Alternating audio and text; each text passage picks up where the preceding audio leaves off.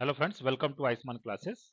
तो जैसा कि आपको मालूम है कि हम लोगों ने बीपीएससी पीजीटी मैथ्स के लिए और ईएमआरएस पीजीटी मैथ्स के लिए यूट्यूब पे ऑनलाइन कोर्सेज स्टार्ट किया हुआ है। ठीक है, ये उसका लेक्चर नंबर 10 है। इन लेक्चर्स में हम लोग एक लेक्चर में कंप्लीट एक चैप्टर को फिनिश करते हैं, जिसमें हम लोग पूरे चैप्टर का जो इम्पोर्टेंट कॉन्सेप्ट है, जो उसकी थियरी है, उसको रिवाइज करते हैं। साथ ही साथ जो उस चैप्टर के जो इम्पोर्टेंट क्वेश्चन बन सकते हैं आपके एग्जाम में, उसको मैं आपको सॉल्व करवाता हूँ विथ शॉर्टकट ट्रिक। ठीक है, तो इन लेक्चर्स को आप जरूर देखिए। अगर पिछले लेक्चर्स को आपने नहीं देखा है तो उसका लिंक मैंने वीडियो के नीचे डिस्क्रिप्शन बॉक्स में दिया है, वहां से आप देख सकते हैं। या आप आयुष्मान क्लासेस के यूट्यूब चैनल पर जाइए, वहां पे प्लेलिस्ट बनी हुई है, तो वहां से भी आप लेक्चर्स को देख सकते हैं। ठीक है, अगर लेक्चर पसंद आए तो एक लाइक का बटन दबाना नहीं भूलिएगा। अगर चैनल पे आप नए हैं तो चैनल को तुरंत सब्सक्राइब कर लीजिए, क्योंकि आपका नेक्स्ट मंथ में एग्जाम होने वाला है और ये लेक्चर टू द पॉइंट उसी कोर्स को टारगेट करके बनाए जा रहे हैं। ठीक है, आज का जो चैप्टर है उसका नाम है कोनिक सेक्शन। ठीक है, कोनिक सेक्शन, चूंकि इन्होंने कोनिक सेक्शन में सर्कल, पैराबोला, इलिप्स और हाइपरबोला सभी को शामिल किया हुआ, तो चैप्टर थोड़ा बड़ा है। इसको मैं दो पार्ट्स में ब्रेक करके जो है आपको करवाऊंगा। तो आज हम लोग कोनिक सेक्शन का पार्ट 1 करेंगे, और जिसमें हम लोग कोनिक सेक्शन के कुछ इंपॉर्टेंट थ्योरम्स को करेंगे, कुछ इंपॉर्टेंट थियरी को पढ़ेंगे, और इसके साथ ही साथ जो इसका पहला पार्ट है सर्कल, उसको हम लोग कवर करेंगे। और जो कोनिक सेक्शन का नेक्स्ट पार्ट होगा उसमें हम लोग पैराबोला, इलिप्स और हाइपरबोला को कवर करेंगे। ठीक है, अगर आप मेरे टेलीग्राम ग्रुप में जुड़ना चाहते हैं तो उसका लिंक मैं वीडियो के नीचे डिस्क्रिप्शन बॉक्स में दे दूंगा, वहां से आप मेरे व्हाट्सएप ग्रुप या टेलीग्राम ग्रुप में जुड़ सकते हैं। इसके साथ ही साथ अगर आप टीजीटी पीजीटी से संबंधित कोई कोर्सेज ज्वाइन करना चाहते हैं, जैसा कि आपको पता ही है कि ईएमआरएस का एग्जाम होने वाला है और आपका बिहार पीजीटी मैथ्स के लिए एग्जाम होने वाला है, तो अगर आप to the point courses, complete courses चाहते हैं, अपने सिलेक्शन को पक्का करना चाहते हैं, तो आयुष्मान क्लासेस ऐप आप प्ले स्टोर से डाउनलोड कर लीजिए।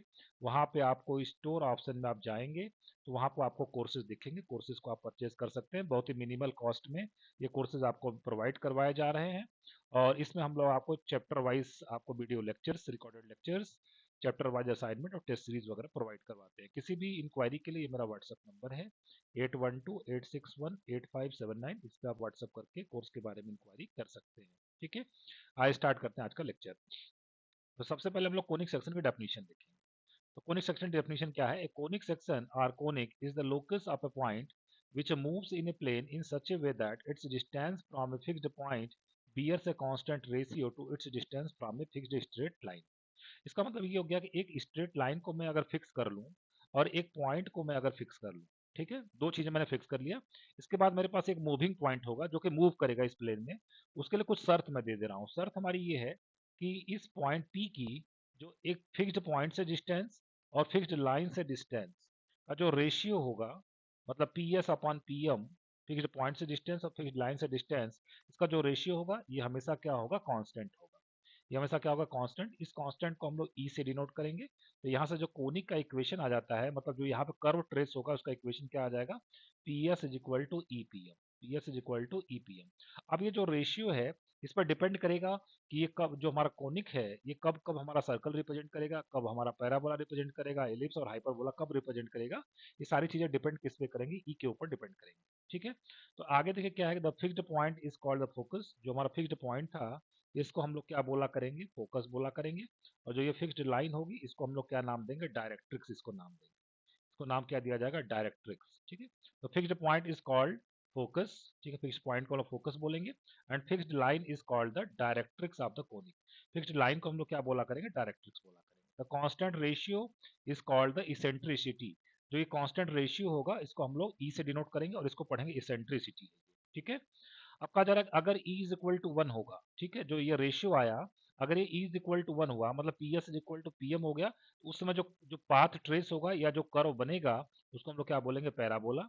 अगर ई लेस देन 1 होगा, मतलब ये रेशियो हमेशा अगर लेस देन 1 आया, तो ये कोनिक जो रिप्रेजेंट करेगा ये क्या बनेगा? कौन सा कर्व बनेगा? एलिप्स।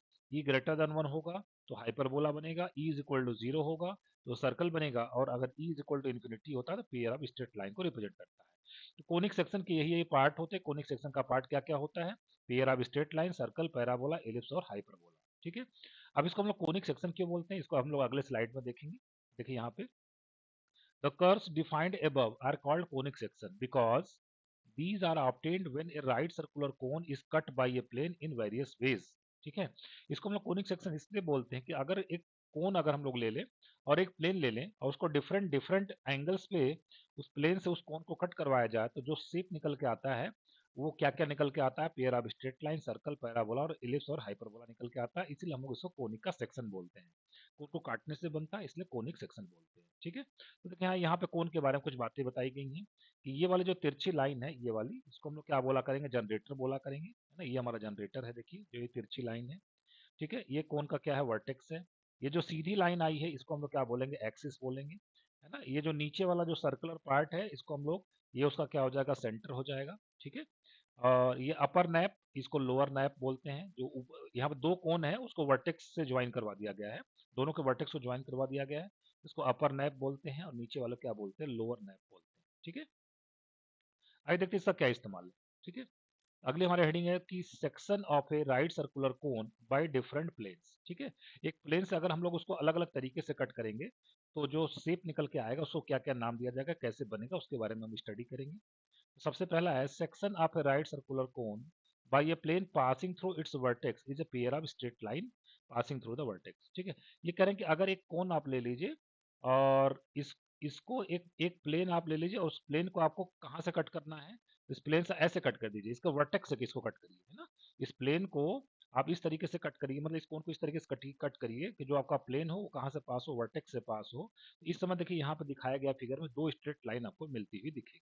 ठीक है, अगला आ जाएगा दूसरा क्या है? Section of a right circular cone by a plane parallel to its base is a circle. जो ये बेस है, अगर इसके प्लेन आपका जो हो इस सर्कल के पैरेलल अगर रखा जाए और कोन को कट किया जाए तो उसमें से कौन सा शेप निकल के आएगा? सर्कल निकल के आएगा। ठीक है, अगला हमारा क्या? Next, section of a right circular cone by a plane parallel to its generator of the cone is a parabola. तो ये जो हमारा जनरेटर है, प्लेन आपका कैसे होना चाहिए? इसी के पैरेलल अगर आप इसको कट करिए इस कोन को, ये जो शेप निकल के आएगा वो कैसा निकल के आएगा? पैराबोला निकल के आएगा। अगली बात क्या? Section of right circular cone by a plane not parallel to any generator. जो अब की बार जो हमको प्लेन कैसे लेना है? प्लेन को इस तरीके से लेना को किसी जनरेटर के पैरेलल ना हो, एक बात, of the cone, and not perpendicular or parallel to the axis of the cone. ना तो वो एक्सिस के पैरेलल हो, ना तो एक्सिस के परपेंडिकुलर हो, और ना तो किसी जनरेटर के आपका जो पैरेलल हो। तो इस तरीके से मतलब कोन को जो आपका ये प्लेन है थोड़ा सा तिरछा लेना है। ठीक है, तिरछा लेना है ताकि ये आपका जो एक्सिस के भी परपेंडिकुलर ना हो, एक्सिस के पैरेलल भी ना हो, किसी जनरेटर के पैरेलल ना हो, मतलब थोड़ा सा तिरछा लेना है। तो इसमें जो शेप आप बन के आएगा, जो आप कट करेंगे इस कोन को, तो जो शेप बन के आएगा वो क्या बन के आएगा? वो इलिप्स बन के आएगा। ठीक है, और अंतिम बात है section of right circular cone by a plane parallel to the axis of the cone is a hyperbola. अगर एक्सिस के पैरेलल, ये डबल नैप्ड कोन ले लीजिए, मतलब दोनों को दो कोन लेके उसको वर्टेक्स से ज्वाइन करवा दीजिए, इसको डबल नैप्ड कोन कहते हैं। और जो आपका प्लेन होना चाहिए वो एक्सिस के क्या होना चाहिए? पैरेलल होना चाहिए। कट करेंगे तो देखिए एक इधर शेप इस तरीके का बनकर निकल के आएगा, एक शेप इधर बन के निकल के आएगा, और इस पूरे शेप को हम लोग क्या बोलते हैं? हाइपरबोला बोलते हैं। ठीक है, आगे देखिए general equation of the conic. ठीक है, the equation of a conic is represented by the general equation of second degree a x square plus two h x y plus b y square plus two g x plus two f y plus c is equal to zero. देखिए जो हम लोगों ने definition बनाई कि P S किसी point से distance और किसी लाइन से, फिक्स्ड पॉइंट से डिस्टेंस और फिक्स्ड लाइन से डिस्टेंस का रेशियो हमेशा क्या होता है? कांस्टेंट होता है। P S is equal to e P M, ये डेफिनेशन हमने कोनिक की आपको बताई थी। तो अगर इसी में, अगर जैसे मान लिया कि ये जो मूविंग पॉइंट था उसका कोऑर्डिनेट में कितना ले लूँ? X y. ये जो फिक्स्ड लाइन है इसका इक्वेशन में ले लूँ a x plus b y plus c is equal to zero. ये जो फिक्स्ड पॉइंट है इसका मैं कोऑर्डिनेट ले लूँ अल्फा बीटा। उसके बाद यहाँ पे पी एस, ये हो गया पी एस, डिस्टेंस निकाल लेंगे डिस्टेंस फार्मूले से, और पी से इस लाइन पे परपेंडिकुलर ड्रॉ कर देंगे, परपेंडिकुलर लेंथ हमारी आ जाएगी। उसके बाद इसमें अगर हम लोग पुट करके जब सॉल्व करेंगे तो जो इक्वेशन बन के आएगा वो सेकंड डिग्री का एक इक्वेशन बनेगा। और उसमें क्या क्या दिखेगा आपको? उसमें एक्स स्क्वायर का टर्म दिखेगा, एक्स वाई का टर्म दिखेगा, वाई स्क्वायर का टर्म दिखेगा, एक्स का टर्म दिखेगा, वाई का टर्म दिखेगा, और कुछ कांस्टेंट दिखेगा। तो इस तरीके का जो इक्वेशन बन के आएगा इसको हम लोग बोलते हैं general equation of second degree. ठीक है, general equation of second degree. तो general equation of second degree क्या क्या रिप्रेजेंट कर सकता है? General equation of second degree pair of straight line को रिप्रेजेंट कर सकता है। ठीक है, पेयर ऑफ स्ट्रेट लाइन को रिप्रेजेंट कर सकता है, ये सर्कल को रिप्रेजेंट कर सकता है, ये पैराबोला को रिप्रेजेंट कर सकता है, ये इलिप्स को रिप्रेजेंट कर सकता है, और ये हाइपरबोला को रिप्रेजेंट कर सकता है। ठीक है, उसके लिए कुछ अलग अलग कंडीशंस होंगी, उन कंडीशंस को अगले आने वाले स्लाइड्स में हम लोग उसको देखेंगे। ठीक है, चलिए स्टार्ट करते हैं। तो देखिए ये टेबल मैंने बना रखा है। तो सबसे पहले देखिए एक टर्म आपको डिफाइन करना पड़ेगा, ये प्रीवियस पेज में मैंने आपको दिखाया था। एक डिस्क्रिमिनेंट होता है ना। ये जो general equation of second degree के लिए एक डिस्क्रिमिनेंट हम लोग डिफाइन करते हैं, जिसको हम लोग डेल्टा से लिखते हैं। और उसका फार्मूला ये होता है कि a b c plus two f g h minus a f square minus b g square minus c h square. इसको हम लोग क्या बोलते हैं, डिस्क्रिमिनेंट बोलते हैं। सेकंड डिग्री का जो जनरल इक्वेशन है उसका डिस्क्रिमिनेंट बोलते हैं। डिस्क्रिमिनेंट पे बहुत सारा चीजें डिपेंड करेगा। ठीक है, तो पहली बात देखिए ये होगा कि अगर delta is equal to zero हो गया, तो delta is equal to zero हो गया तो जनरल इक्वेशन जो सेकंड डिग्री है वो क्या रिप्रेजेंट करेगा, पेयर ऑफ स्ट्रेट लाइन को रिप्रेजेंट करेगा। ठीक है, किसको रिप्रेजेंट करेगा, पेयर ऑफ स्ट्रेट लाइन को रिप्रेजेंट करेगा। अच्छा, अब दूसरी बात, अगर डेल्टा आपने कैलकुलेट किया और डेल्टा जीरो नहीं आया तो बहुत सारी बातें हो सकती हैं। ठीक है, डेल्टा जीरो नहीं आया तो पहली बात, अगर इसमें आपने एक और ऑब्जर्वेशन किया कि a is equal to b और h is equal to zero. देखिए ये ए बी एच क्या है, फिर से एक बार general equation of second degree यहाँ मैं लिख देता हूँ। A x square plus two h x y plus b y square plus two g x plus two f y plus c is equal to zero. इसको क्या बोलते हैं, general equation of second degree. आपको question में कुछ वहाँ पे coefficient बना के दे देगा, जैसे थ्री एक्स स्क्वायर, ठीक है, plus six x y plus two y square plus nine x plus eight y plus seventeen is equal to zero. इस तरीके से आपको एक general equation of second degree दे देगा और आपसे पूछेगा बता कि इससे कौन सा शेप बनेगा। ठीक है, तो आपका आंसर क्या होगा, pair of straight line, circle, parabola, ellipse और हाइपरबोला। उसके लिए कंडीशंस क्या होगी, तो पहली कंडीशन मैंने बताई कि सबसे पहले आप डिस्क्रिमिनेंट निकालेंगे। डिस्क्रिमिनेंट का फार्मूला मैंने आपको बताया था, एक बार इस पेज पे मैं फिर से लिख देता हूँ। Delta is equal to a b c plus two f g h minus a f square minus b g square minus c h square. ठीक है, इसको हम लोग डिस्क्रिमिनेंट बोलते हैं। अगर डिस्क्रिमिनेंट जीरो आ गया तो फिर आप स्ट्रेट लाइन। डिस्क्रिमिनेंट जीरो नहीं आया, साथ ही में क्या हो गया, a is equal to b. A is equal to b का मतलब एक्स स्क्वायर का कोफिशिएंट और वाई स्क्वायर का कोफिशिएंट ये बराबर आ गया। और h is equal to zero का मतलब एक्स वाई का जो कोफिशिएंट है वो कितना हो जाए, जीरो हो जाए। तो समझ लेना है कि जो general equation of second degree है वो क्या रिप्रेजेंट करेगा, वो सर्कल को रिप्रेजेंट करेगा। ठीक है, दूसरी बात, अगर delta is not equal to zero और साथ में h square is equal to a b आ गया, तो आप समझ लीजिएगा कि वो किसको रिप्रेजेंट करेगा, पैराबोला को रिप्रेजेंट करेगा। ठीक है, और delta is not equal to zero और अगर h square less than a b आ गया तो समझ लीजिए किसको रिप्रेजेंट करेगा, वो इलिप्स को रिप्रेजेंट करेगा। ठीक है, फिर delta is not equal to zero और h square greater than a b आ गया तो किसको रिप्रेजेंट करेगा, वो हाइपरबोला को रिप्रेजेंट करेगा। General equation of second degree क्या रिप्रेजेंट करेगा, हाइपरबोला। और अंतिम बात, अगर delta is not equal to zero, h square is greater than a b और साथ में a plus b is equal to zero अगर आ गया तो किसको रिप्रेजेंट करेगा, वो रेक्टेंगुलर हाइपरबोला को रिप्रेजेंट करेगा। ठीक है, तो ये होते हैं कोनिक के सेक्शन और general equation of second degree conic को रिप्रेजेंट करता है।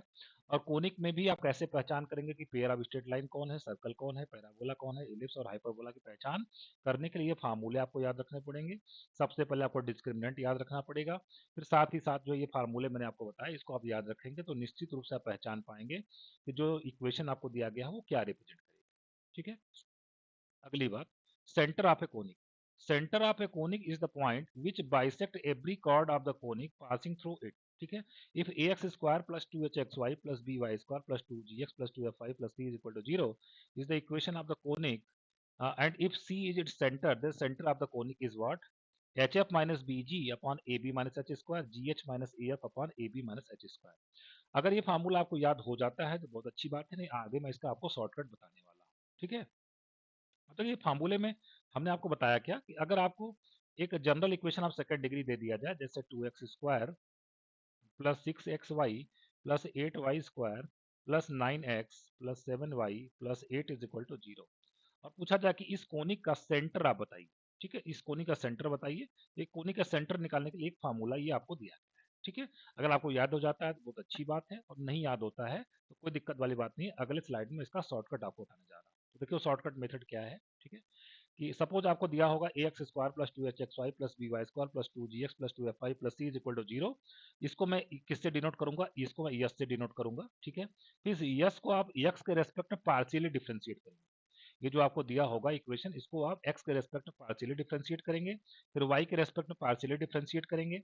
x और y में एक लीनियर इक्वेशन आएगा, x और y में दूसरा लीनियर इक्वेशन आएगा। इन दोनों लीनियर इक्वेशन को आप क्या करेंगे, सॉल्व करेंगे, तो यहाँ से जो x और y की वैल्यू मिलेगी वही आपका क्या हो जाएगा, सेंटर हो जाएगा। ठीक है, आइए इस पे एक क्वेश्चन करके मैं आपको दिखाता हूँ तो ज्यादा अच्छे से क्लियर होगा। ठीक है, क्वेश्चन ये है कि the curve 5x square plus 12xy minus 22x minus 12y minus 19 is equal to 0 ये क्या रिप्रेजेंट कर रहा है? तो आपको देखने से पता लग ही रहा होगा, ये general equation of second degree है। तो ये इलिप्स को भी रिप्रेजेंट कर सकता है, parabola, hyperbola, parallel straight line, बहुत कुछ चीजें रिप्रेजेंट कर सकता है। आपको बताना कि किसको रिप्रेजेंट कर रहा है। ठीक है, तो मैंने आपको बताया था सबसे पहले हम लोग स्टार्ट किससे कहाँ से करेंगे। इसको हम लोग पहले कंपेयर करवा देते हैं। किससे कंपेयर करवा देते हैं? General equation of second degree, a x square plus 2hxy plus b y square plus 2gx plus 2fy plus c is equal to 0। इससे मैं इसको कंपेयर करवा देता हूँ। ठीक है, तो देखिए एक्स स्क्वायर का कोफिशिएंट यहाँ पे ए है और यहाँ पे एक्स स्क्वायर कोफिशिएंट 5 है, तो हम लोग क्या लिखेंगे? A is equal to 5। X y के आगे यहाँ पर 2h लिखा हुआ है, यहाँ पे एक्स वाई के आगे 12 लिखा हुआ है, 2h इज इक्वल टू 12 मतलब h is equal to 6। Y square का कोफिशिएंट यहाँ पे बी है, वाई स्क्वायर यहाँ का कोफिशिएंट यहाँ पे है ही नहीं इक्वेशन में, इसका मतलब बी इज इक्वल टू कितना आ जाएगा? 0। यहाँ पे एक्स का कोफिशिएंट कितना? 2g, यहाँ पे एक्स का कोफिशिएंट है -22, 2g इज इक्वल टू -22 मतलब g इज इक्वल टू -11। यहाँ पे y का कोफिशिएंट 2f है, यहाँ पे y का कोफिशिएंट -12 है, 2f इज इक्वल टू -12 मतलब f इज इक्वल टू -6। यहाँ पे कांस्टेंट को हम लोग c से डिनोट कर रहे हैं, यहाँ पे कांस्टेंट -19 है, c इज इक्वल टू कितना आ जाएगा? -19 आ जाएगा। ठीक, अब हम लोग डेल्टा को कैलकुलेट कर लेते हैं। तो डेल्टा का फार्मूला हमारे पास, डिस्क्रिमिनेंट का फार्मूला क्या होता है? A b c plus 2fgh minus a f square minus b g square minus c h square. ठीक है, तो देखिए चूंकि b की वैल्यू 0 है, तो जहां जहां b आया होगा वहां पर 0 आ जाएगा, यहाँ 0 आ जाएगा और यहाँ पे भी कितना आ जाएगा? 0 आ जाएगा। ठीक है, अब 2fgh की बात कर लेते हैं 2, और f की वैल्यू कितनी है? -6, और g की वैल्यू कितनी है? g की वैल्यू -11 और h की वैल्यू कितनी है? 6, तो -11 to 6 मतलब -66। ठीक है, फिर माइनस ए एफ स्क्वायर, ए कितना? 5, और एफ स्क्वायर का मतलब कितना हो गया? 36। ठीक है, और प्लस 0, और माइनस सी एच स्क्वायर की बात करें तो ये कितना हो जाएगा? +19, और एच स्क्वायर की बात करें तो कितना हो जाएगा? 36। ठीक है, इसको अब लोग सॉल्व कर लेते हैं। यहाँ आ जाएगा 12 इंटू 66, और यहाँ पे -5 से जब कितना हो गया? 30 बचा 3, 180, और प्लस ये कितना आ जाएगा? 19 6 जा 114 बचा 11, 19 3 जा 57। ठीक है, और 11 57 और 58 68। ठीक है, 684 ये है, और ये आएगा, इसमें से 180 को सब्ट्रैक्ट करना, निश्चित रूप से 0 के बराबर नहीं आएगा। तो स्ट्रेट लाइन का जो देखिए डेल्टा अगर 0 आ जाता तब तो हम straight pair of straight line की बात करते, तो फिलहाल पेयर ऑफ स्ट्रेट लाइन तो ये नहीं आएगा। अब बात आती है कि अब हम लोग निकालेंगे कि अगर h square is equal to a b आ गया तो पैराबोला होगा। आइए देखते हैं, तो एच स्क्वायर की बात करें तो एच स्क्वायर हमारा कितना हो जाएगा? 36। ठीक है, और ए बी की बात करें तो ए कितना? 5 और बी कितना? 0। तो ए बी कितना है? 0 है। क्या h square is equal to a b आया? नहीं आया, इसका मतलब पैराबोला नहीं है। ठीक है, बी ऑप्शन एलिमिनेट हो जाएगा। अब देखना है कि अगर h square less than a b आया तब तो इलिप्स होगा, और h square greater than a b आया तो हाइपरबोला होगा। ठीक है, तो एच स्क्वायर कितना है? 36 है, और ए बी कितना? 0 है। क्या 36 0 से छोटा होता है? नहीं, नहीं छोटा होता है, इसका मतलब ये इलिप्स भी नहीं है। ठीक है, इलिप्स एलिमिनेट हो जाएगा। अब हमें देखना है कि क्या h square greater than a b है। एच स्क्वायर कितना है? 36, और ए बी आपका कितना? 0। क्या 36 0 से बड़ा होता है? हाँ, तो बिल्कुल ये क्या रिप्रेजेंट करता है? ये हाइपरबोला को रिप्रेजेंट करता है। सी ऑप्शन हमारा क्या हो जाएगा? करेक्ट हो जाएगा। ठीक है, बढ़ते हैं नेक्स्ट क्वेश्चन की तरफ। क्वेश्चन है कि एक एक आपको कोनिक का इक्वेशन दिया गया। सांको का मतलब होता है कोनिक। एक कोनिक का इक्वेशन है x square minus x y minus y square minus 6x plus 3y plus 5 is equal to 0। इसका सेंटर का कोऑर्डिनेट बताना है। तो अभी मैंने इसके लिए आपको शॉर्टकट बताया एक आपको यहाँ पे। सबसे पहले हम इसको यस से डिनोट करेंगे, जो चीज़ लिखा हुआ है 0 को आप हटा देना है। यस इज इक्वल टू क्या लिखेंगे? X square minus x y minus y square minus 6x plus 3y और प्लस 5 इज इक्वल टू 0 नहीं लिखना आपको, बस इस प्लस 5 तक लिखना है। ठीक, अब इसको हम लोग क्या करेंगे? पार्शियली डिफरेंशिएट करेंगे with respect to x. Partially differentiate करेंगे विथ रेस्पेक्ट टू एक्स, तो एक्स स्क्वायर का 2x माइनस यहाँ पे कितना आ जाएगा? वाई माइनस वाई, क्योंकि एक्स का डेरिवेटिव कितना आ जाएगा? 1, वाई तो कांस्टेंट की तरह ट्रीट होगा। फिर वाई स्क्वायर का 0 हो जाएगा डेरिवेटिव, एक्स के रेस्पेक्ट में वाई स्क्वायर का डेरिवेटिव 0 हो जाएगा। यहाँ पे माइनस 6x का कितना मिलेगा? -6, बाकी वाई का 0 हो जाएगा, 5 का 0 हो जाएगा। तो ये मिला हमें del s by del x. ठीक है, फिर हम यस को पार्शियली डिफरेंशिएट करेंगे विथ रेस्पेक्ट टू वाई, तो हमें क्या मिलेगा? एक्स स्क्वायर का डेरिवेटिव वाई के रेस्पेक्ट में 0 हो जाएगा। यहाँ पे कितना मिलेगा? -x, और यहाँ कितना मिलेगा? -2y, और यहाँ पे क्या मिलेगा? +3। ठीक, ये मिल गया। अब इसको हम दोनों को 0 से इक्वेट करेंगे, है ना? Del s by del x is equal to 0, del s by del y is equal to 0, और इसको सॉल्व करके जो एक्स और वाई की वैल्यू आएगी वही मेरा सेंटर का कोऑर्डिनेट आ जाएगा। तो देखिए इसको मैं अगर इक्वेशन 1 बोल दूं और इसको इक्वेशन 2 बोल दूं, इसको सॉल्व करने के लिए इक्वेशन 2 में मैं 2 से मल्टीप्लाई कर दूंगा। ठीक है, तो पहला इक्वेशन क्या है? 2x minus y minus 6 is equal to 0। दूसरे इक्वेशन में 2 से मल्टीप्लाई कर दूंगा तो कितना हो जाएगा? -2x माइनस 4y और प्लस 6 इज इक्वल टू 0। अब इसको हम लोग ऐड कर देते हैं दोनों इक्वेशन को, plus 2x minus 2x cut जाएगा, प्लस 6 माइनस 6 कट जाएगा, तो यहाँ से मिल जाएगा minus 5y is equal to 0। तो y की वैल्यू कितनी आ जाएगी 0। और अगर y इज इक्वल टू 0 किसी इक्वेशन में मान लीजिए यहाँ पे पुट कर देते हैं, तो 2x इज इक्वल टू 6 मतलब x इज इक्वल टू कितना आ जाएगा 3। तो सेंटर का कोऑर्डिनेट मिला कितना आ जाएगा 3, 0 आ जाएगा। इसका मतलब कौन सा ऑप्शन करेक्ट हो जाएगा, सी ऑप्शन करेक्ट हो जाएगा। ये क्वेश्चन पीजीटी 2013 में पूछा गया है। ठीक है, तो ये था हमारा बेसिक जो है बात किसके बारे में, कोनिक के बारे में बात हो गई। अब हम कोनिक का जो पहला पार्ट है सर्कल, उसको स्टडी करेंगे। ठीक है, उसकी डेफिनेशन क्या है। A circle is defined as the locus of all such points in a plane which remains at constant distance from a fixed point. Here fixed point C is called the center of a circle and the constant distance is called the radius. इसका मतलब क्या हुआ कि देखिए हम कोई इस plane में एक पॉइंट को फिक्स कर लेना, मान लीजिए एक पॉइंट फिक्स है। अब एक पॉइंट ऐसे मूव कर रहा है, एक पॉइंट ऐसे मूव कर रहा है, मतलब उस पॉइंट का लोकस, लोकस का मतलब उसका पाथ, इसको ऐसे मूव करवाना है, इससे इसकी जो डिस्टेंस है वो हमेशा क्या बनी रहे, कांस्टेंट। मान लीजिए इसकी डिस्टेंस मैंने कह दिया 5 यूनिट है, तो अब ये जहां ऐसे ऐसे जहां जहां पे इसको इस तरीके से मूव करवाना है, इसकी इससे हमेशा डिस्टेंस कितनी बने रहे, 5 बनी रहे। ठीक है, कोई भी डिस्टेंस हो सकता है, 5 6 7 कुछ भी हो सकता है। आपने एक डिस्टेंस फिक्स कर लिया और अब आपको उस इस तरीके से उस पॉइंट को मूव करवाना है कि हमेशा उस फिक्स्ड पॉइंट से इसकी डिस्टेंस कितनी बनी रहे, 5 बनी रहे। तो इस समय जो ये पाथ ट्रेस करेगा, इस पाथ को ही हम लोग क्या बोलने वाले हैं, सर्कल बोलने वाले हैं। तो सर्कल का डेफिनेशन को एक बार मैं फिर से रिपीट कर रहा हूँ। Circle is the locus of a point which moves in a plane in such a way that its distance from a fixed point remains always constant. और जो ये फिक्स्ड पॉइंट होता है जिसको आपने फिक्स किया था, उसको हम लोग क्या बोलते हैं, सेंटर बोलते हैं। और ये जो फिक्स्ड डिस्टेंस होता है, इसको हम लोग क्या बोलते हैं, रेडियस बोलते हैं, जिसको हम लोग आर से डिनोट करते हैं। ठीक है, अगली बात क्या है, standard equation of a circle. अब देखिए अगर मान लिया कि एक सर्कल मैं ऐसे बना लूं, इसका सेंटर में कितना ले लेता हूँ एच कॉमा के, ठीक है, और इसका रेडियस में कितना बोल देता हूँ आर, और ये मूविंग पॉइंट को मैं कितना ले लेता हूँ एक्स कामा वाई। ठीक है, तो एक्स कामा वाई और एच कामा के बीच का डिस्टेंस कितना आर है, तो हम यहाँ पर डिस्टेंस फार्मूला लगा देंगे। कितना मिल जाएगा हमें, एक्स माइनस एच का होल स्क्वायर और प्लस वाई माइनस के का होल स्क्वायर और इज इक्वल टू कितना आ जाएगा आर स्क्वायर। ठीक है, तो यही हमारा क्या हो जाता है, सर्कल का इक्वेशन हो जाता है, जिसका सेंटर कितना होता है एच कॉमा के और जिसका रेडियस कितना होता है आर। तो कभी भी आपसे क्वेश्चन ये पूछे एक सर्कल का इक्वेशन निकालिए जिसका सेंटर है 3, 2 और रेडियस है 5 यूनिट, आपको कुछ नहीं करना है, आपको बताना है कि उस सर्कल का इक्वेशन होगा एक्स माइनस 3 का whole square plus y minus 2 का whole square is equal to 5 का स्क्वायर कितना होता है 25। ये उस सर्कल का क्या हो जाएगा, इक्वेशन हो जाएगा। अब कोई कह दे कि अगर सेंटर आपका 0 0 है, अभी सेंटर आपने एच के लिया था, अब अगर आपका सेंटर वो कितना हो जाए 0 0 हो जाए और रेडियस कितना रहे आर रहे, तो सर्कल का इक्वेशन क्या हो जाएगा, इसी इक्वेशन में आपको एच की जगह पे 0 और के की जगह पे 0 रख देंगे, तो सर्कल का इक्वेशन कितना मिल जाएगा, x square plus y square is equal to r square या ए स्क्वायर। ठीक है, तो इस एक सर्कल जिसका सेंटर कितना है 0 0 है और जिसका रेडियस आर है, उसका इक्वेशन कितना हो जाता है, x square plus y square is equal to r square. ठीक है, general equation of a circle. ठीक है, तो जो देखिए अभी आपने जो ये लिखा था सर्कल का इक्वेशन जिसका सेंटर एच कामा के हो रेडियस आर हो, एक्स माइनस एच का whole square plus y minus k का whole square is equal to r square. तो इसको जब आप फुल्ली सॉल्व करेंगे तो ये एक्स में क्वाड्रेटिक बनेगा, वाई में क्वाड्रेटिक बनेगा, और एक्स में लीनियर, वाई में लीनियर और कुछ कॉन्स्टेंट मिलेंगे। तो इसी के आधार पर हम बोलते हैं कि कोई भी जो सर्कल है उसका जनरल इक्वेशन क्या हो सकता है, x square plus y square plus 2gx plus 2fy plus c is equal to 0। इसमें आप देख रहे होंगे एक्स का क्वाड्रेटिक टर्म आ रहा है, वाई का क्वाड्रेटिक टर्म आ रहा है, एक्स का लीनियर टर्म, वाई का लीनियर टर्म और कुछ कांस्टेंट। तो हमेशा कोई भी सर्कल हो उसका जो मोस्ट जनरल फॉर्म हो सकता है वो क्या हो सकता है, x square plus y square plus 2gx plus 2fy plus c is equal to 0। और इस तरीके का कोई सर्कल जब बनेगा तो उसका जो सेंटर होता है वो कितना आ जाता है, माइनस जी कामा माइनस एफ, ये उसका सेंटर हो जाता है। और उसका जो रेडियस होता है वो कितना आ जाता है, अंडर रूट जी square plus F square minus सी।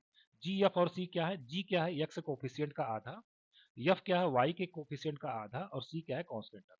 ठीक है, तो अगले पेज पे हम लोग पढ़ेंगे कि कोई भी सर्कल अगर आपको जनरल फॉर्म में दी हुई हो तो उसका सेंटर और रेडियस हम लोग कैसे निकालते हैं। देखिए नेक्स्ट हो गया, to find the centre and radius of a circle whose equation is given. एक शॉर्टकट मेथड हम लोग बात करेंगे, make the coefficient of x square and y square is equal to 1 and right hand side equal to 0। मतलब कभी भी अगर आपको सर्कल का इक्वेशन ऐसा दिया हो, 2x square plus 2y square plus 6x plus 8y plus 10 is equal to 0, कोई कहते हैं कि इसका सेंटर और रेडियस बताइए, तो सबसे पहला आपको काम करना है कि एक्स स्क्वायर और वाई स्क्वायर के कोफिशिएंट को 1 बना लेना है। इसके लिए हम लोग पूरे इक्वेशन को 2 से डिवाइड कर लेंगे। कितना बन जाएगा ये x square plus y square plus 3x plus 4y plus 5 is equal to 0, ये बन जाएगा। अब अगला काम क्या करना आपको, the coordinates of the centre will be, ये उसका सेंटर कोऑर्डिनेट क्या होगा, ये मान लीजिए एच कामा के यहाँ अगर हम लोग बोल रहे हैं तो आपको करना क्या है, एक्स का कोफिशिएंट आप लिखिए और उसके आगे कितना लिख दीजिए -1/2, मतलब एक्स के कोफिशिएंट का आधा और उसके आगे क्या लगाना माइनस, फिर वाई का कोफिशिएंट आपको लिखना है और उसके आगे कितना लिखना है -1/2, मतलब वाई के कोफिशिएंट का आधा और उसके आगे क्या लगा देना माइनस। तो ये हमारा क्या आ जाएगा, सेंटर का कोऑर्डिनेट आ जाएगा। जैसे यहाँ पे अगर मैं बोलूँ कि सेंटर का कोऑर्डिनेट अगर आपको लिखना है एच कामा के, तो एक्स का कोफिशिएंट कितना 3, तो 3 मैं लिख लूंगा और उसके आगे क्या लगा दूंगा -1/2, ठीक। और यहाँ पे जो इसका वाई कोऑर्डिनेट होगा सेंटर का, उसको लिए क्या करना है, ये वाई का कोऑर्डिनेट कितना 4, 4 को लिखना है और उसके आगे क्या लगा देना -1/2, तो सेंटर का कोऑर्डिनेट कितना आ गया -3/2 और -4/2 का मतलब -2, ये सेंटर का हमारा क्या आ जाएगा कोऑर्डिनेट। अब रेडियस की अगर बात करें, इसका रेडियस कितना आ जाता है √h² प्लस के स्क्वायर माइनस कॉन्स्टेंट, ठीक है। तो इसका रेडियस की अगर हम निकालना चाहें तो √h कितना आया था -3/2, तो उसका स्क्वायर करेंगे 9/4, फिर के स्क्वायर की बात करें, के कितना आया था -2, तो उसका स्क्वायर कितना आ जाएगा 4, √h² प्लस के square minus constant term, constant term इसमें कितना +5, यहाँ क्या लिखेंगे -5। ये इस तरीके से इसको कैलकुलेट कर देंगे तो आपको इसका क्या मिल जाएगा, रेडियस मिल जाएगा। तो कोई भी सर्कल, अगर सर्कल का इक्वेशन जनरल फॉर्म में दिया हो उस तरीके से उसका सेंटर और रेडियस हम लोग निकाल। आगे बात कर लेते हैं, equation of circle in diametric form, ठीक है। तो कभी कभी कभी कुछ क्वेश्चंस में आपको इस तरीके से मिलेगा कि एक सर्कल है जिसका डायमीटर, ये इसका एक डायमीटर है और डायमीटर के जो एंड पॉइंट है सपोज वो कितने हैं x1 y1 है और इसका जो दूसरा एंड पॉइंट है वो कितना है x2 y2 है, और कोई कहे दे कि अब आप सर्कल का इक्वेशन बताइए, तो अब इस समय जो सर्कल का इक्वेशन मिलता है वो क्या मिलता है, x minus x1 into x minus x2 और plus y minus y1 into y minus y2 is equal to 0, ठीक है। तो इस तरीके से हम लोग उस सर्कल का इक्वेशन निकालते हैं जिसका डायमीटर के एंड पॉइंट्स अगर आपको दिए हुए हों, तो ये वाला फार्मूला आपको इस्तेमाल करना है सर्कल का इक्वेशन निकालने के लिए, ठीक है। अगली बात है intercepts made by a circle on the axis, ठीक है। मान लिया कि एक सर्कल कुछ इस तरीके से बना हुआ है, ठीक है, इस तरीके से मान लीजिए कि एक कोई आपका सर्कल मान लीजिए बना हुआ है, ठीक है। तो कोई तो एक्सेस में जो इंटरसेप्ट है, मान लीजिए इसको यहाँ कट करता है, इसको यहाँ कट करता है, तो ये जो हुआ इसको हम लोग क्या बोलते हैं, इस सर्कल ने एक्स एक्सिस पे इतना इंटरसेप्ट कट किया और वाई एक्सिस पे कितना इंटरसेप्ट कट किया, वाई एक्सिस पे उसने यहाँ से लेकर यहाँ तक ये वाई एक्सिस पे इतना इंटरसेप्ट कट किया। तो ये आपसे कहे कि जरा इसका इंटरसेप्ट का निकाल के बताइए इसकी लेंथ कितनी है, ये जो लाइन आया लाइन सेगमेंट यहाँ से यहाँ तक, ए से लेकर बी तक, ये जो आया इसको हम लोग क्या बोलेंगे, एक्स इंटरसेप्ट, है ना।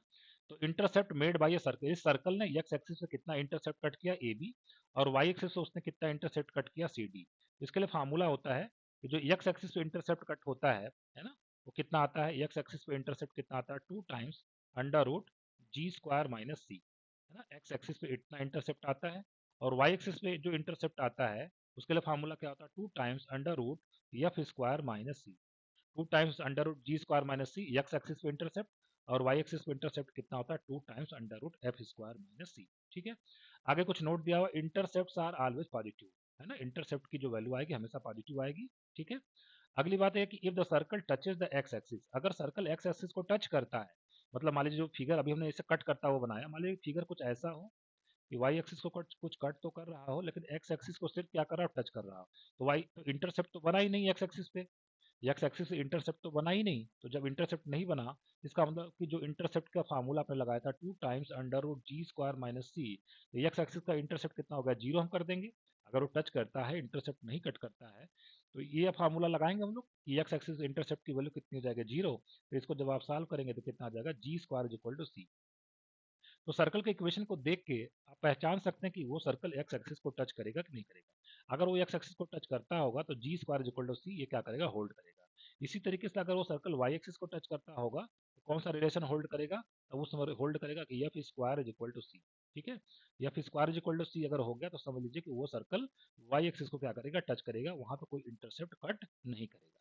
और अगर कोई सर्कल दोनों एक्सिस को टच करता है तो उस समय g² और f² दोनों की वैल्यू किसके बराबर आएगी, c के बराबर आएगी। अगर g² भी c आ गया f² भी c आ गया तो समझ लीजिए कि वो सर्कल दोनों एक्सिस को क्या करता है, टच करता है। मतलब उस समय जो उसका फिगर बनेगा कुछ उसका फिगर इस तरीके से बनेगा, वो दोनों एक्सिस को क्या करता होगा, टच करता होगा। उस समय ये वाला रिलेशन क्या होगा, होल्ड होगा। मतलब इक्वेशन देख के आप पहचान सकते हैं ये सर्कल एक्स एक्सिस को टच करेगा, वाई एक्सिस को टच करेगा, दोनों एक्सिस को टच करेगा, या एक्स एक्सिस पे इंटरसेप्ट कट करेगा या वाई एक्सिस पे इंटरसेप्ट कट करेगा या नहीं करेगा, ये आप इक्वेशन को देख के बता सकते हैं और इंटरसेप्ट की वैल्यू भी निकाल सकते हैं। ठीक है, आगे बात करते हैं पैरामेट्रिक इक्वेशन। यहाँ पे सर्कल क्या होता है, तो देखिए अगर जो हमारा सर्कल है वो कितना है, x square plus y square is equal to r square. ठीक है, तो इसके इक्वेशन को इस तरीके से भी लिखा जा सकता है, x is equal to r cos theta और वाई इज इक्वल टू कितना हो गया, r sine theta. X is equal to r cos theta और वाई इज इक्वल टू कितना, आर साइन थीटा। अगर आप इसको स्क्वायरिंग करके ऐड कर दीजिए तो आपको क्या मिलेगा, x square plus y square is equal to r square. X square plus y square is equal to r square को इस तरीके से भी लिखा जा सकता है, x is equal to r cos theta, y is equal to r sine theta. और इस समय जो इक्वेशन मिला है इसको हम लोग बोलते हैं सर्कल का पैरामेट्रिक इक्वेशन बोलते हैं, जहाँ पे आर क्या है, सर्कल का रेडियस है, और थीटा आपका क्या है, पैरामीटर। ठीक है, तो पैरामेट्रिक इक्वेशन ऑफ सर्कल क्या होता है, x is equal to r cos theta, y is equal to r sine theta. अब बात आती है the least and the greatest distance of a point from a circle. मान लिया कि एक सर्कल है और एक पॉइंट आपको दे दिया जाए, कोई आपसे पूछे कि इस पॉइंट की सर्कल से मिनिमम डिस्टेंस क्या है, तो ये इस पॉइंट के सर्कल से अगर आपको मिनिमम डिस्टेंस निकालनी है, इसमें सेंटर का बहुत इंपॉर्टेंट रोल होता है। मान लीजिए मैं सेंटर को सी लिखता हूँ और इस पॉइंट को मैं क्या लिखता हूँ, ए लिखता हूँ। ठीक है, और इसको हम पहले क्या करेंगे, सेंटर से इसको ज्वाइन करवा देते हैं। ठीक है, तो ये जो एपी डिस्टेंस आएगा, ये जो एपी डिस्टेंस आएगा ये मिनिमम डिस्टेंस आएगा इस पॉइंट की, इस सर्कल से मिनिमम डिस्टेंस कितनी होगी, एपी। और एपी निकालने के लिए हम लोग फार्मूला क्या लगाएंगे, देखिए आपको पॉइंट ए का कोऑर्डिनेट क्वेश्चन भी दिया होगा। ठीक है, पॉइंट ए का कोऑर्डिनेट क्वेश्चन भी दिया होगा, और अगर सर्कल का इक्वेशन दिया होगा तो निश्चित रूप से उसका आप सेंटर भी निकाल सकते हैं। मान लीजिए सेंटर 3,4 है, ये पॉइंट 1,2 है, तो सबसे पहले हम लोग क्या करेंगे, सेंटर और इस पॉइंट के बीच का क्या निकालेंगे, डिस्टेंस निकाल लेंगे। मतलब मैं क्या निकालूंगा, यहाँ पे ए सी निकाल लूंगा, और उसमें से ये जो रेडियस है इसको हम लोग क्या करेंगे, माइनस कर देंगे। ए सी माइनस आर मॉड लगा देते हैं, क्योंकि डिस्टेंस कभी भी नेगेटिव नहीं होता है। तो जो सर्कल से किसी पॉइंट वाले कोई पॉइंट ए है, तो सर्कल से उसके मिनिमम डिस्टेंस एपी, और एपी निकालने के लिए फार्मूला हम लोग क्या इस्तेमाल करेंगे, ए सी माइनस आर। ठीक, अब बात आती है कि कि अगर एक पॉइंट ए आपको दे दिया जाए यहाँ पे, उसकी इस सर्कल से ग्रेटेस्ट डिस्टेंस क्या होगी, तो इसकी इस सर्कल से ग्रेटेस्ट डिस्टेंस होती है ए क्यू होती है। कितनी होती है, ए क्यू। और ए क्यू निकालने के लिए हम लोग क्या करते हैं, ए और सी के बीच का डिस्टेंस निकाल लेंगे, है ना, ए सी के बीच का, ए और सी के बीच का डिस्टेंस डिस्टेंस फार्मूले से निकाल लेंगे, क्योंकि ये पॉइंट आपको दिया होगा और साथ ही में आपको सेंटर का कोऑर्डिनेट दिया होगा। तो ये आप एसी डिस्टेंस निकाल लेंगे और उसमें रेडियस को क्या करेंगे, ऐड कर देंगे, है ना। तो ये किसी भी पॉइंट की सर्कल से मैक्सिमम डिस्टेंस हो जाती है। ठीक है, चलिए आगे बढ़ते हैं। अब हम लोग कुछ क्वेश्चंस को देखेंगे, क्योंकि सर्कल में आपको जो आपका सिलेबस में चीज़ें मेंशन है उसमें टेंजेंट, नॉर्मल, या आपका जो आगे बहुत सारी चीज़ें होती हैं, है ना, टेंजेंट नॉर्मल है, आपका कॉर्ड ऑफ कांटेक्ट होता है, पेयर ऑफ टेंजेंट होता है ना, और भी बहुत सारी बातें हैं। सर्कल का चैप्टर बहुत लेंदी होता है, वो सारी चीज़ें आपका सिलेबस में नहीं है, तो इतनी बातें आपका सिलेबस में मेंशन है कॉन्सेप्ट के रूप में। अब हम लोग क्वेश्चन को सॉल्व करेंगे। ठीक है, देखिए आप हमेशा अपना सिलेबस अपने पास रखिए, उसी के अकॉर्डिंग पढ़ाई करिए, क्योंकि बहुत ढेर सारी चीज़ें आप पढ़ लेंगे और वो आपके लिए फ्रूटफुल नहीं होंगी, और आपके एग्जाम में आने वाला नहीं है, आपके पास टाइम कम है, इसलिए टू द पॉइंट आप स्टडी करिए। ठीक है, तो क्वेश्चन क्या है, if one and of the diameter of a circle, एक सर्कल दिया हुआ है, उसका डायमीटर का एक एंड 0.34 है, then the other end of the diameter is 1। ठीक है, तो देखिए एक सर्कल को मैं पहले यहाँ पे लिख लेता हूँ, x square plus y square minus 4x minus 6y plus 11 is equal to 0। अभी मैंने सर्कल का जनरल इक्वेशन भी आपको बताया था, वो कितना होता है, x square plus y square plus 2gx plus 2fy plus c is equal to 0, ये भी मैंने आपको बताया था। ठीक है, और इस सर्कल का जो सेंटर होता है वो कितना होता है, माइनस जी कॉमा माइनस एफ होता है। ठीक है, देखिए अगर कंपेयर करें तो एक्स के आगे लिखा हुआ 2g, यहाँ पे एक्स के आगे कितना लिखा हुआ, -4, तो 2g इज इक्वल टू -4 होगा, तो यहाँ से जी की वैल्यू कितनी हो जाएगी, -2 हो जाएगी। जी की वैल्यू कितनी हो जाएगी, -2।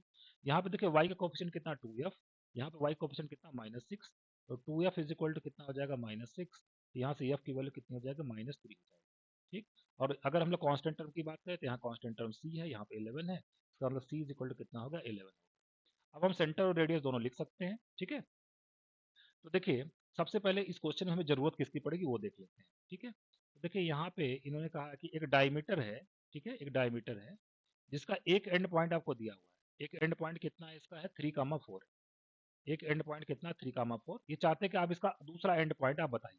मैं मान लेता हूँ इसका दूसरा एंड पॉइंट कितना, एक्स कामा वाई है। ठीक है, तो इसका सेंटर की मुझे जरूरत पड़ेगी, क्योंकि सेंटर क्या होगा, ये ए बी का क्या होगा, मिड पॉइंट होगा। तो सेंटर कोऑर्डिनेट कितना होता है माइनस जी माइनस एफ, इसको अगर मैं लिखूं तो ये 2,3 हो जाएगा। अब हम लोग क्या लगाते हैं, मिड पॉइंट वाला फार्मूला लगा देते हैं। तो कैसे निकालेंगे, x plus three by two is equal to two, तो यहाँ से x is equal to four minus three, x is equal to कितना आ जाएगा 1। और अगर हम लोग बात करें y plus four by two is equal to कितना हो जाएगा 3, तो y की वैल्यू कितनी आ जाएगी 6 minus four is equal to 2। ठीक, तो इसका जो दूसरा एंड आ जाएगा वो कितना आ जाएगा, x इज इक्वल टू 1 और y इज इक्वल टू 2 आ जाएगा। इसका मतलब सी ऑप्शन आपका क्या हो जाएगा, करेक्ट। आगे बढ़ते हैं नेक्स्ट क्वेश्चन की तरफ।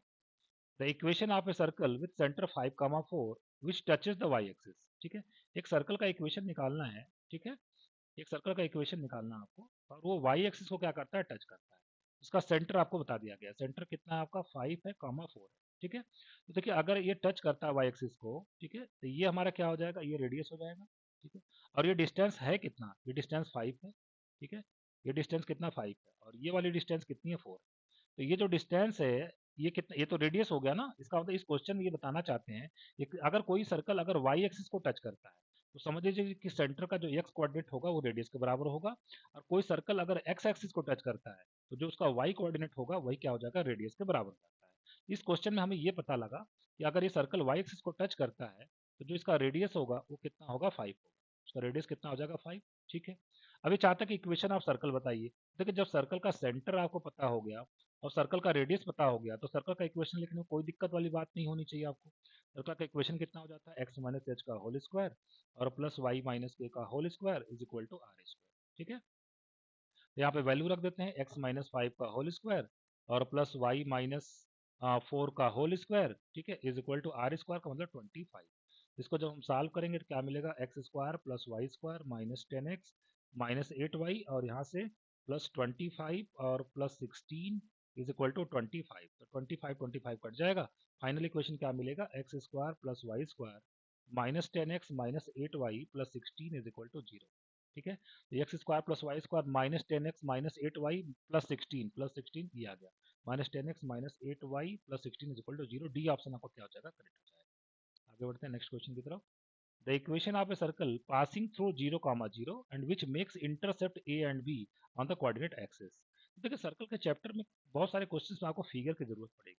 वो सर्कल वो ओरिजिन से पास होता है और एक्स एक्सिस वाई एक्सिस दोनों पर इंटरसेप्ट कट करता है, उसका कुछ फिगर आप इस तरीके से बना पाएंगे।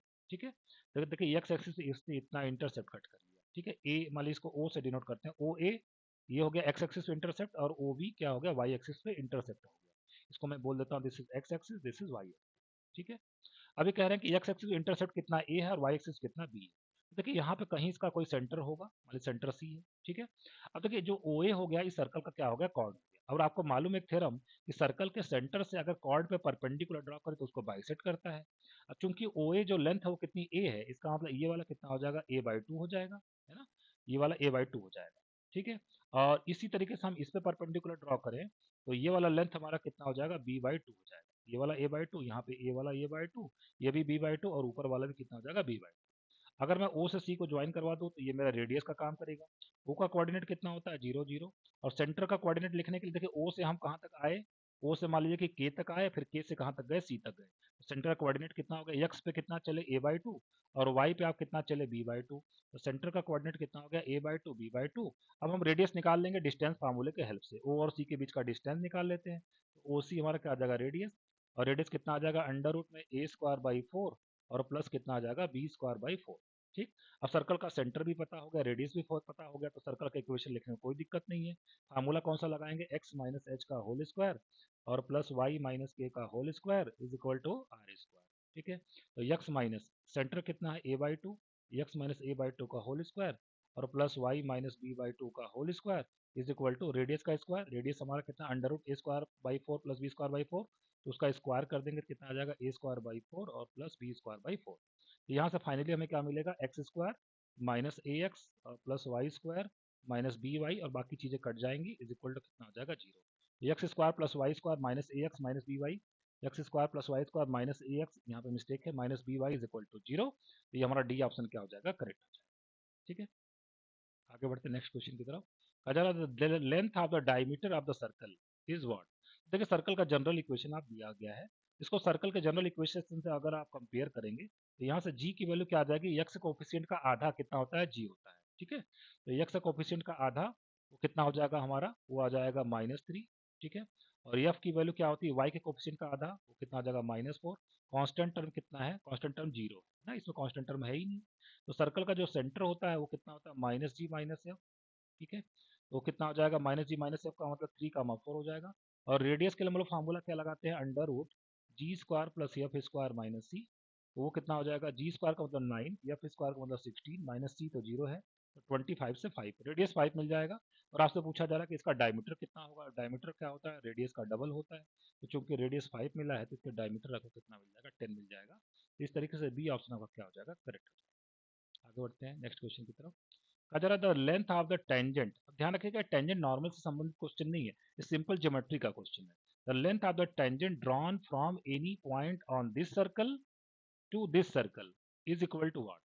अगर मैं इसका फिगर बनाऊं तो आपको ज्यादा अच्छे से समझ में आएगा। दो सर्कल है आपके पास, एक सर्कल ये है और एक सर्कल ये है, ठीक है।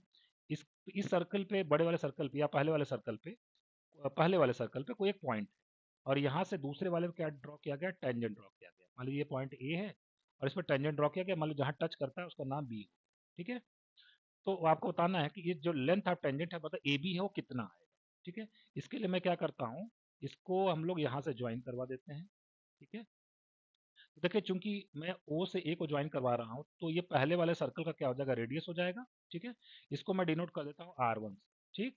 और ये ओ को मैं बी से भी ज्वाइन करवा देता हूँ, तो ये छोटे वाले सर्कल का रेडियस हो जाएगा, इसको मैं डिनोट कर देता हूँ R2 से, ठीक है। तो और चूंकि देखिए टेंजेंट और रेडियस के बीच में एंगल 90 का बनता है, तो ये एंगल 90 हो जाएगा। इसका मतलब ये राइट एंगल ट्रायंगल हो गया। तो इसमें मैं लिख सकता हूँ कि R1 का square is equal to R2 का स्क्वायर और प्लस AB का square.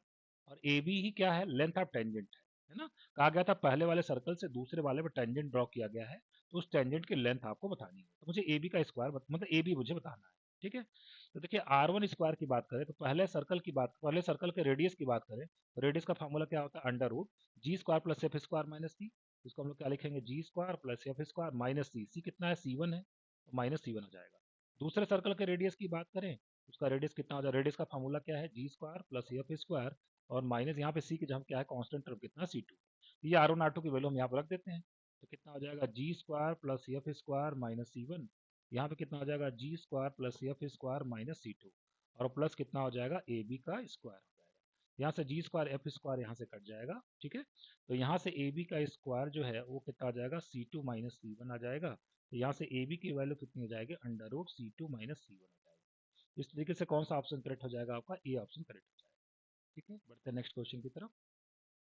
Consider length of the chord intercepted by this circle on the line this is equal to what। देखिए इसका इसका मतलब क्या है, एक सर्कल है, ठीक है, और एक लाइन है ना, ठीक है, एक लाइन है। तो लेंथ ऑफ द कॉर्ड, ये जो कॉर्ड मतलब इस सर्कल ने इस लाइन को कट किया, या इस लाइन ने इस सर्कल को क्या कर दिया, कट कर दिया। इसे जो ये कॉर्ड बना, ये चाहते हैं कि इसकी लेंथ आपको बतानी कि कितनी होगी। लाइन का इक्वेशन यहाँ पे दिया गया है और सर्कल का भी इक्वेशन आपको दिया गया है। तो सर्कल का इक्वेशन दिया गया है, सबसे पहले हम इसका सेंटर निकाल लेते हैं। सेंटर का फार्मूला होता है -g - f। इसका जो सेंटर आ जाएगा वो कितना आ जाएगा, वो आ जाएगा 3, -4 आ जाएगा। अब इसका हम रेडियस की भी बात कर लेते हैं। रेडियस का फार्मूला होता है g² + f² - c, ठीक है। तो कितना आ जाएगा, g² 9 हो गया, f² कितना हो गया, 16 और माइनस सी का मतलब +5 हो जाएगा। कुल मिला के अंडर रूट 30 हो जाएगा, ठीक है। अब देखिए अगर मुझे ए बी निकालना है तो ये सर्कल का सेंटर होगा, मान लीजिए यहाँ पे सी होगा। सी से मैं इस पर क्या ड्रॉ करूंगा, परपेंडिकुलर ड्रॉ करूंगा, ठीक है। परपेंडिकुलर ड्रॉ कर दिया, फिर हम लोग इसको ज्वाइन करवा देते हैं, ए सी को ज्वाइन करवा देते हैं, ठीक है। तो इसका मतलब ये मान लीजिए ये पॉइंट डी है, ठीक है। तो अब ये जितना AD होगा उतना ही DB होगा। तो अगर मुझे AD निकल जाए तो मेरा काम हो जाएगा, है ना। तो AD कैसे निकालेंगे हम लोग, AD हम लोग पाइथागोरस थ्योरम लगाएंगे इस ट्रायंगल में। तो AD is equal to under root कितना हो जाएगा, AC का स्क्वायर और माइनस AD का स्क्वायर, ठीक है। AC का स्क्वायर माइनस AD का स्क्वायर। तो AC तो इसका क्या है, AC तो इसका रेडियस है। तो रेडियस तो हमें पता चल ही चुका है, अंडर रूट AC स्क्वायर, तो उसको कितना लिख देंगे, अंडर रूट 30 का स्क्वायर। मतलब यहाँ पे कितना आ जाएगा, 30 आ जाएगा। माइनस AD क्या है, सर्कल के सेंटर से, सर्कल का सेंटर कितना है, सर्कल का सेंटर 3, -4। और इस लाइन पे, इस लाइन का इक्वेशन कितना है, लाइन का इक्वेशन है 2x - y - 5 is equal to 0। इस पे परपेंडिकुलर ड्रॉ करना है। तो परपेंडिकुलर की लेंथ निकालने का फार्मूला क्या होता है, mod of ax1 + by1 + c upon under root a² + b²। और 2 इंटू x1 की वैल्यू कितनी है 3, माइनस y की वैल्यू कितनी -4, तो यहाँ पे आ जाएगा +4 -5 upon under root a square plus b square कितना आ जाएगा, अंडर रूट 5 आ जाएगा। तो 6 + 4 10 -5 5 5 अपॉन रूट 5 मतलब लेंथ ऑफ परपेंडिकुलर कितना आ गया, 5 आ गया। सर्कल के सेंटर से इस लाइन पर परपेंडिकुलर ड्रॉ किए तो इसकी लेंथ कितनी आ गई, रूट 5, और ये कितना आया, रूट 30 आया हुआ है। ठीक है, तो रूट 5 का स्क्वायर मतलब यहाँ 5 आ जाएगा। तो एडी आपका कितना आ जाएगा, अंडर रूट में 25, तो 25 का स्क्वायर रूट कितना आ जाएगा, 5 आ जाएगा। जब एडी आ गया और मुझे निकालना था ए बी, मतलब इस कॉर्ड की लेंथ निकालनी थी, तो कॉर्ड की लेंथ 2 टाइम्स कितनी हो जाएगी, एडी, और एडी 5 है तो 2 5 जा कितना आ जाएगा, 10 आ जाएगा। तो इस तरीके से ए ऑप्शन हमारा करेक्ट हो जाएगा। बढ़ते नेक्स्ट क्वेश्चन की तरफ। क्वेश्चन है find the maximum distance of the point के 10,7 फ्रॉम द सर्कल। तो मैंने आपको बताया था कि अगर कोई पॉइंट है, ये पॉइंट है मान लिया कि 10,7, 10,7, इसकी सर्कल से मैक्सिमम डिस्टेंस बतानी है। तो हम लोग क्या करेंगे, सबसे पहले इसका सेंटर पता करेंगे। तो सर्कल का सेंटर कैसे पता होगा, -g-f होता है, तो यहाँ पर सर्कल का सेंटर कितना आ जाएगा, 2,1 हो जाएगा। ठीक है, तो सर्कल और रेडियस की भी जरूरत पड़ेगी। ठीक है, मान लीजिए ये पॉइंट मैंने लिखा ए, तो ए सी डिस्टेंस में जब आर डिस्टेंस को हम लोग ऐड करेंगे तो यही हमारी मैक्सिमम डिस्टेंस आएगी। ठीक है, मतलब जो ए डी होगा इस पॉइंट ए की सर्कल से मैक्सिमम डिस्टेंस क्या होगी, ए डी होगी। और ए डी को हम लोग कैसे लिखेंगे, एडी को हम लोग लिखेंगे ए सी और प्लस आर।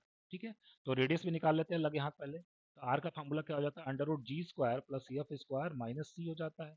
तो 25 से कितना आ जाएगा, 5 आ जाएगा। ठीक है, और ए सी डिस्टेंस निकाल लेते हैं। ए सी डिस्टेंस निकालने के लिए डिस्टेंस फार्मूला लगाएंगे। एक्स वन कितना 10, एक्स टू कितना 2, 10 - 2 मतलब 8, 8 का square 64, plus y one minus y two का होल स्क्वायर 7 - 1 मतलब 6, 6 का स्क्वायर 36, बन गया 100, 100 का स्क्वायर 10 आ गया। ए सी डिस्टेंस 10 आ गया, रेडियस 5 है, उस पॉइंट के सर्कल से मैक्सिमम डिस्टेंस 15 आएगी। सी ऑप्शन आपका क्या हो जाएगा, करेक्ट हो जाएगा। ठीक है, बढ़ते नेक्स्ट क्वेश्चन की तरफ। नेक्स्ट क्वेश्चन है the centre of the circle is this and the circumference is this. देखिए सर्कमफेरेंस तो होता है 2 पाई आर, तो 2 पाई आर की जगह इन्होंने 10 पाई दिया हुआ, पाई पाई को काट देंगे तो 2r10 हो गया, मतलब r इज इक्वल टू 5। तो रेडियस आपको 5 मिल गया, और सर्कल का जो सेंटर है वो कितना है, 2, -3 है। ये चाहते हैं सर्कल का इक्वेशन लिखिए, तो सर्कल का इक्वेशन कितना हो जाएगा, एक्स माइनस एच का होल स्क्वायर और प्लस वाई माइनस के का होल स्क्वायर और is equal to r square. इसको अगर हम लोग सिंप्लीफाई कर दें कितना मिल जाएगा, x square plus y square minus 4x plus 6y, और यहाँ से 9 और 4 13, 13 माइनस 25 मतलब -12 इज इक्वल टू कितना हो जाएगा, 0 हो जाएगा। X square plus y square -4x और ये x square plus y square -4x plus 6y -12 is equal to 0। इस तरीके से सी ऑप्शन आपका क्या हो जाएगा, करेक्ट हो जाएगा। ठीक है, बढ़ते नेक्स्ट क्वेश्चन की तरफ। Next question, if y is equal to under root 3x plus k1 and y is equal to under root 3x plus k2 are the two parallel tangents of a circle of radius 2 unit। Circle का radius इन्होंने दिया हुआ कितना है, 2 unit है, ये important चीज है। ठीक है, और ये दोनों पैरेलल डायमीटर है, सॉरी पैरेलल टेंजेंट है। पैरेलल टेंजेंट का मतलब ये हो गया कि देखिए अगर ये डायमीटर है सर्कल का, तो यहाँ पे अगर हम लोग एक क्या खींचे, टेंजेंट खींचे, और यहाँ पे एक टेंजेंट खींचे, तो ये दोनों टेंजेंट क्या होंगे, पैरेलल। ठीक है, ये पैरेलल टेंजेंट का इक्वेशन इन्होंने दिया हुआ, कितना दिया हुआ कि y is equal to root 3x और प्लस k1, और ये इन्होंने क्या दिया हुआ, इसका इक्वेशन कितना दिया हुआ, y is equal to root 3x और कितना दिया हुआ, प्लस k2। ये जानना चाहते हैं कि mod of k1 minus k2 की वैल्यू क्या हो। ठीक है, अब देखिए इन दो पैरेलल लाइन के बीच का जो डिस्टेंस होगा वो किसके बराबर होगा, वो डायमीटर के बराबर होगा। रेडियस इन्होंने दिया 2 यूनिट, तो डायमीटर इसका कितना हो जाएगा, 4 यूनिट हो जाएगा। ठीक है, अब देखिए एक फार्मूला मैं आपको बता दूं कि अगर एक पैरेलल लाइन का इक्वेशन दिया हुआ आपको, ठीक है, एक पैरेलल लाइन है सपोज ए एक्स, मतलब एक लाइन है a x plus b y plus c one is equal to 0, और दूसरी लाइन आपकी है a x plus b y plus c two is equal to 0। ये दोनों लाइन पैरेलल हैं। इन पैरेलल लाइन के बीच का जो डिस्टेंस होता है उसके लिए फार्मूला होता है कि d is equal to mod of c one minus c two, mod of c one minus c two upon under root a square plus b square. ठीक है, तो c one minus c two मतलब constant, यहाँ पे constant कितना k1, यहाँ पे हम क्या लिखेंगे, mod of k1 minus k two, mod of k1 minus k two upon under root a square plus b square, मतलब ए क्या कौन है, एक्स का कोफिशिएंट, एक्स का कोफिशिएंट कितना रूट 3, रूट 3 का स्क्वायर कितना हो जाएगा 3, प्लस वाई के कोफिशिएंट का स्क्वायर, वाई का कोफिशिएंट कितना 1, तो 1 का स्क्वायर 1 हो जाएगा। ठीक, तो ये किसके बराबर आ जाएगा, ये आपका डायमीटर के बराबर आ जाएगा, और डायमीटर आपको कितना दिया हुआ क्वेश्चन में 4 दिया हुआ है। ठीक, तो यहाँ से देखिए 3 + 1 4, 4 का स्क्वायर रूट 2, 2 इधर आएगा तो 8 हो जाएगा, तो mod of k1 minus k2 की वैल्यू कितनी आ जाएगी, 8 आ जाएगी। कौन सा आपका ऑप्शन करेक्ट हो जाएगा, बी ऑप्शन आपका करेक्ट हो जाएगा। ठीक है, बढ़ते नेक्स्ट क्वेश्चन की तरफ। नेक्स्ट क्वेश्चन है find the area of this circle. ठीक है, एक सर्कल का इक्वेशन दिया हुआ है और इसका आपको एरिया निकालना हुआ है। देखिए ये सर्कल आपका जो डायमेट्रिक फॉर्म में दिया हुआ है, जब मैंने आपको बताया था कि अगर सर्कल का डायमीटर दिया हो, आपको सर्कल का डायमीटर दिया हो, सर्कल का डायमीटर का मतलब x माइनस एक्स वन, ठीक है, एक्स, यहाँ पे इसके डायमीटर का एंड पॉइंट है x1 y1 और ये कितना है x2 y2, ठीक है। तो हम लोग इस सर्कल का इक्वेशन क्या लिखते थे, याद करिए, x minus x1 x minus x2, x minus x1 x minus x2 और plus y minus y1 y minus y2 is equal to 0। इस तरीके से हम लोग लिखा करते थे। और इस तरीके का ये कुछ इक्वेशन दिया गया, इसी के नीचे मैं लिख देता हूँ x+1 और कितना है x+2 और फिर कितना है y-1 और कितना है y+3 इज इक्वल टू 0। तो यहाँ से अगर हम लिखना चाहें तो x1 कितना है -1 हो गया, ठीक है। x1 कितना हो गया -1, ठीक है। फिर x2 कितना हो गया -2 हो गया, ठीक है। x2 कितना हो गया -2 हो गया, ठीक है। y1 हमारा कितना हो गया 1 हो गया, ठीक है। और y2 कितना हो गया हमारा -3 हो गया, ठीक है। तो इस तरीके से हम लोगों ने इसके डायमीटर के एंड पॉइंट्स हम लोगों ने लिख लिया। अब मुझे सर्कल का एरिया चाहिए, इसके लिए मुझे किसकी जरूरत पड़ेगी, रेडियस की जरूरत पड़ेगी। सर्कल का एरिया कितना होता है, सर्कल का एरिया होता है पाई आर स्क्वायर, इसका मतलब मुझे रेडियस की जरूरत पड़ेगी। तो रेडियस निकालने के लिए अगर ये डायमीटर है, मतलब इन दोनों पॉइंट के बीच का डिस्टेंस निकाल लें तो हमारा डायमीटर का लेंथ आ जाएगा। तो डायमीटर कितना हो जाएगा, under root x1 minus x2 का होल स्क्वायर, -2 + 1 मतलब -1 का square 1 plus y1 minus y2 का होल स्क्वायर, -3 -1 -4 का स्क्वायर कितना आ जाएगा 16, ये कितना आ जाएगा √17। ये डायमीटर आ गया। तो रेडियस हमारा कितना आ जाएगा, √17 बाई कितना आ जाएगा 2 आ जाएगा, ठीक। और एरिया कितना आता है पाई आर स्क्वायर, यहाँ लिखेंगे पाई और आर स्क्वायर करेंगे कितना आ जाएगा 17/4। आंसर कितना आ जाएगा 17 पाई बाई 4 हमारा एरिया आ जाएगा। इस तरीके से ये ऑप्शन हमारा क्या हो जाएगा, करेक्ट हो जाएगा। बढ़ते हैं आज के लास्ट क्वेश्चन की तरफ। लास्ट क्वेश्चन ये है कि if the circle this and this touch each other then lambda is equal to what. देखिए अगर दो सर्कल एक दूसरे को टच करते हैं, अगर दो सर्कल एक दूसरे को क्या करते हैं, टच करते हैं, ठीक है।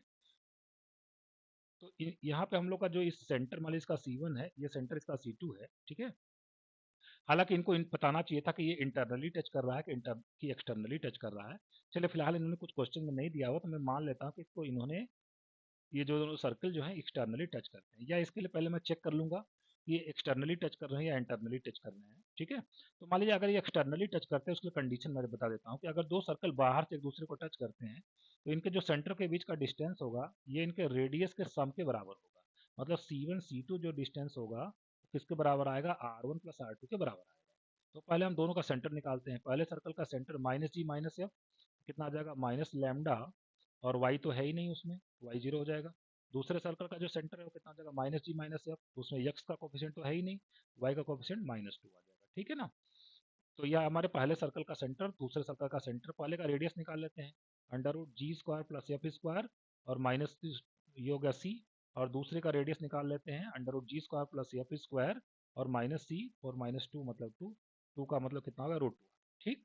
अब हम इस फार्मूले में लगते हैं C1 C2 मतलब इसके बीच का डिस्टेंस निकालना पड़ेगा। तो कितना आ जाएगा √x1 - x2 का होल स्क्वायर और प्लस y1 - y2 का whole square is equal to R1 कितना है अंडर रूट कितना है λ² - 2, ठीक।